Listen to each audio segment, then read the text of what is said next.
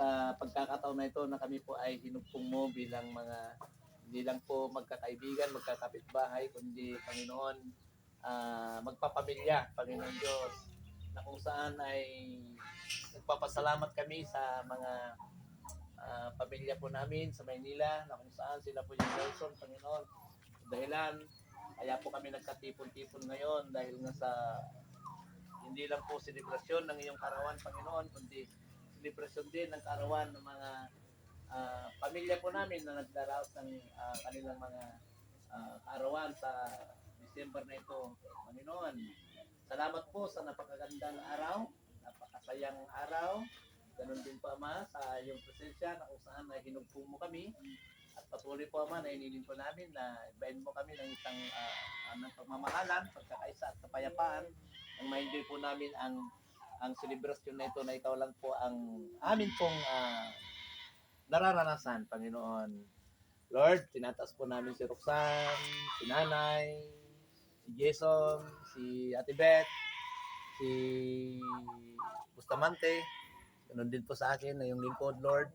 So di kami humihiling po sa iyo ng iyong gabay, papala, at higit sa lahat, salamat sa mga taon na lumipas na kami pa iyong ginabayan at prinotektahan at ang pagmamahal na ginagawad mo po sa amin mula pa noong pinanganak kami hanggang ngayon, Panginoong Diyos.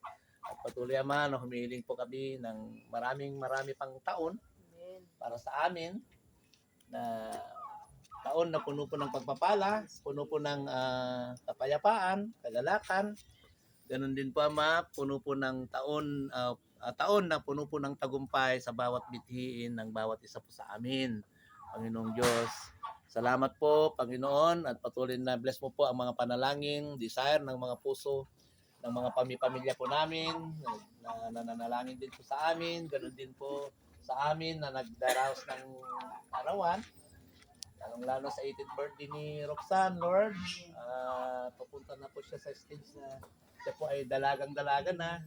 Tuloy po, Ama, na bless po siya, bigyan mo po siya ng courage at malawak pang nakaalaman at karunungan sa ganon sa kanyang pagdadalaga o pagganap na dalaga na ay mapanghawakan po niya ito ng maayos po, Lord, at maging success sa lahat po ng kanyang mga sa journey po niya na tatahakin po niya.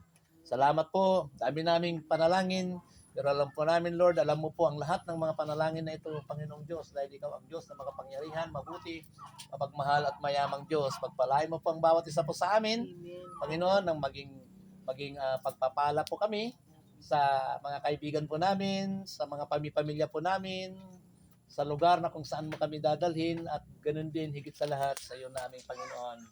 Salamat po, salamat. Ganun din po ang mga pagkain naming pagsasaluhan. Bless mo po ito. Tuloy na napakalinisin mo, magsilbing lakas ng bawat isa, vitamina ng mga katawan po namin. At hiling din po namin naman na bless mo rin po ang lahat ng mga naghanda dito, nag-prepare.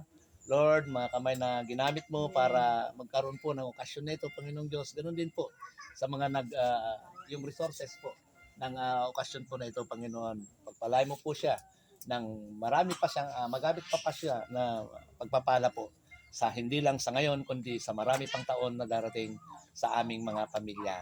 Salamat, pinupuri ka, dinadakila, ito pang lahat ng aming panalangin sa iyo, Ama, sa pangalan ni Jesus. Amen. Amen.